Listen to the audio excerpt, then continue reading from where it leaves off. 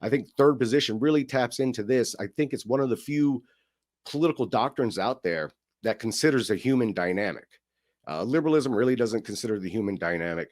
Communism damn sure doesn't. You know, people only exist as numbers as far as that is.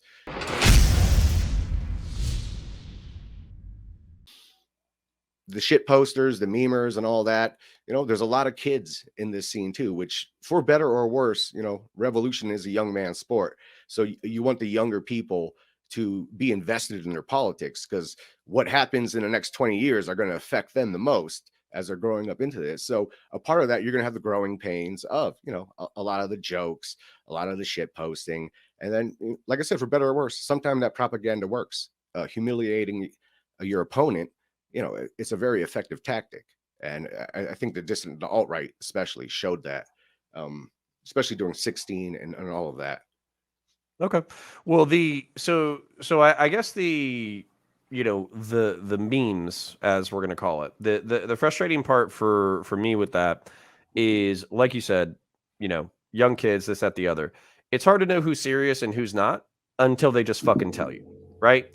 And there's some people who lean into the racist authoritarian memes, oh, well, I'm gonna, wear this fascist memorabilia, I'm going to do a Roman salute, this, that, the other.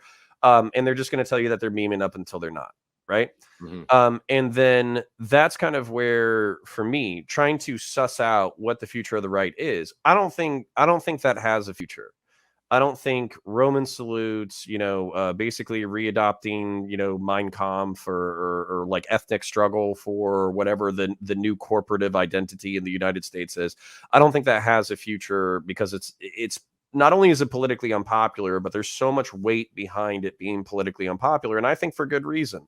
So I think that if you look at like mass slaughter in general as a political tool, that's one of the worst things that we can do to each other as human beings. So if we can have politics that avoids mass slaughter, then that's kind of going to be at least one of my prerogatives. So the thing about it is, paperwork nationalism is often one of the main things that I will have dissident right people attack me over. They'll say, oh, what? You think you can pick like 3 or 4 core values, and then you can have people from a whole bunch of different ethnicities and languages get together, and somehow this is going to be sufficient for like a corporative identity to form a nation around? And I can see the weaknesses of it. But what I would say is that I identify more, I'm ethnically Celt, like I'm Irish, right? I identify more with young men who work their asses off, take care of their families, pay their fucking taxes, pay attention to the world, pay attention to their friends, pay attention to their family, and also are willing to sacrifice themselves towards, the nation, the United States in this case, because I live in the United States. And when I joined the military and when I joined law enforcement, I was a city police for 4 years. My brothers and sisters in arms were from all different ethnicities. I had a Filipino female lesbian supervisor. I had a Puerto Rican supervisor who I loved. When I was in the military, one of my best friends was Cambodian. One of my other best friends was like, mixed black, and he had like a stoner accent. And he was from some, the burbs in Texas. And then my other supervisor who I loved was from, New York, and he was black as shit and strong as fuck and kind of a wild person. But I love these people, and I love them as brothers, and I love them as sisters. So compare that to the love I'm supposed to have for an ethnic identity or an ethnos or whatever, and it doesn't compare, because I've already met quality people from different tribal groups that were all cohered. Whether you say that through it's like propaganda or it's synthetic or whatever, it doesn't matter, because it was real enough for us to do what we do. And so that's where, for me, the solution wouldn't be leaning back on a political ethos or leaning back on an ethnic group in order to try to like cohere a new sense of identity. It would be kind of like leaning forward and saying like, hey, what makes an American an American? How do we unify all these people into at least some coherent vision of the future of the country that actually includes all people, so we can avoid mass slaughter? And then move that project forward. Ethnos feels like a step back. And then one of the things that I would thank, Keith Woods for is actually one of his videos. You came highly recommended, but you were only on BitChute at the time. So Keith, one of the things that he articulated was like political corporatism, treating the entire nation state like a body. And if something's broken, then you fix it or you mend it. And if something's not working properly, then how do we address this?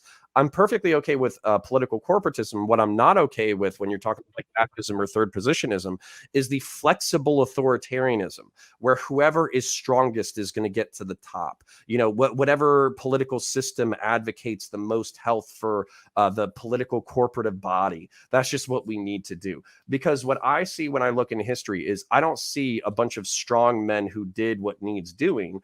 I see a bunch of strong men who said that they were going to do what needs doing, and then they did whatever the fuck they wanted on the back end for their own power and their own friends and their own nepotism.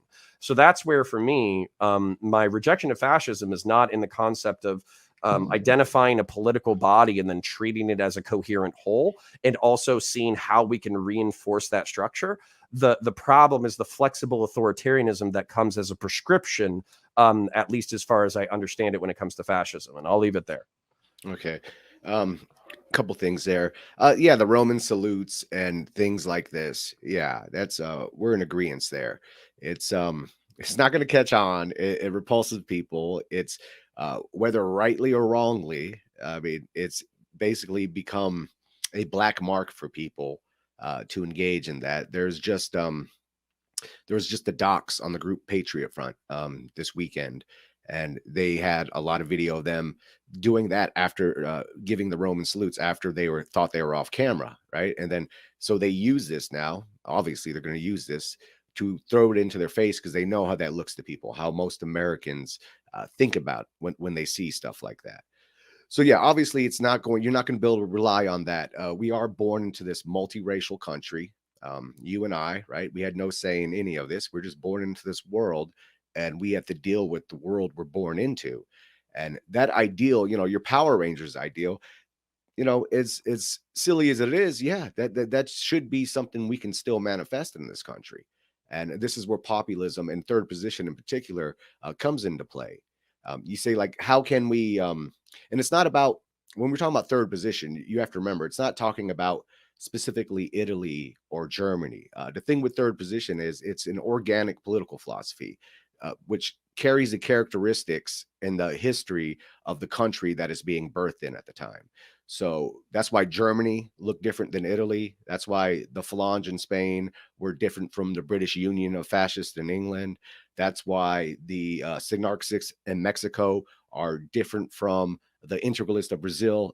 All these third position groups. That's why American third position, populist third position, would look very different too and have American characteristics. And a part of that is we are a very mixed nation, not only race, religion, regionalism, all of these things come into play. And our obstacles, like, diversity is not our strength. Diversity is an obstacle we have to work with and figure out how can we make this country thrive and move forward, even though people are so different, even though people have so many different interests too. So a part of that is having the common interest of people that we know most people want. Things like healthcare, things like access to education, things like a respectful job and appreciated for your job, right? Things like a government that supports you as you support the government as well. You put into it, you get out of it. These are things that blacks, whites, Asians, Hispanics, etc., purple people, pink people, they all will appreciate these, and they all will appreciate a government that truly has their interest at heart. And then they're willing to work for that system and buy into it, even if they have to sacrifice more, or now at least they know they're getting something from their sacrifice. They're not left by themselves, kind of how they are today. So I think through these policies, through populism in particular, this is why I think you've seen this kind of fear over populism, because it's something that hasn't shown up in America since the 20s and 30s, and it's kind of once again rebirth, even though under someone like Trump, that was still something that at least opened the door to that again. And I think you can find common interests. And as far as the hierarchy, well, it's through merit at the end of the day. So if merit decides, if you by your quality get into yourself a position to where people accept you as a leader, and endorse you as that and support you as that, you will earn that position. It's not simply through strength. It's not simply through killing people or brute strength. It is through your merit, and that's how every position in the society should be filled. The best person for each job. Like it sounds fantastic, but it's not. It's not. It is doable, and that's a true meritocracy that third position supports. So hopefully your hierarchy, which is why it's more advantageous to. This is why I'll always prefer a dictator over a president, is because you know who's to blame when things are not going right. When you have a leader, when you have these stewards, right, who are replaced every 4 to 8 years, they can blame everyone. There's never accountability to them to why things are going wrong. So they can always worm out of it. With a leader, for better or worse, it's going to fall on them. The praise for success or, the contempt from failure will always do that. So I always prefer, I don't view a strong leader as a nefarious or scary thing.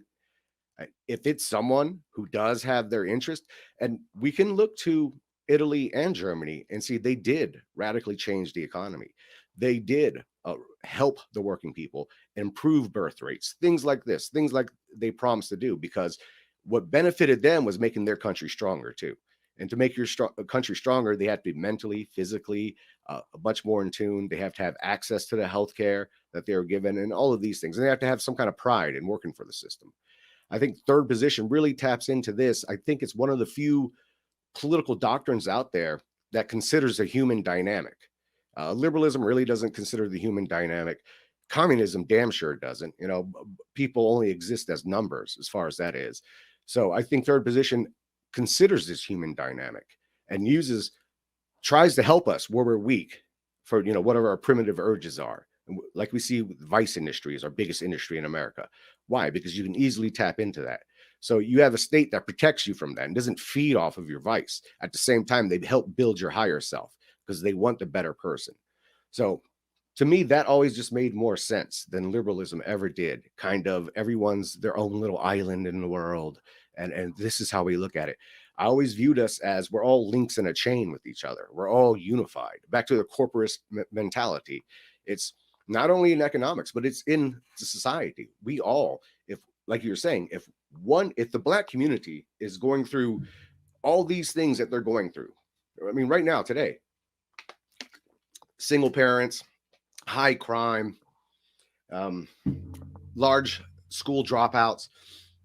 What do we do about that? There's a segment of our community that's hurting, right? So we throw money at it, we pander. We see this has not been working at all. In a true corporative society, you would address those problems and solve them.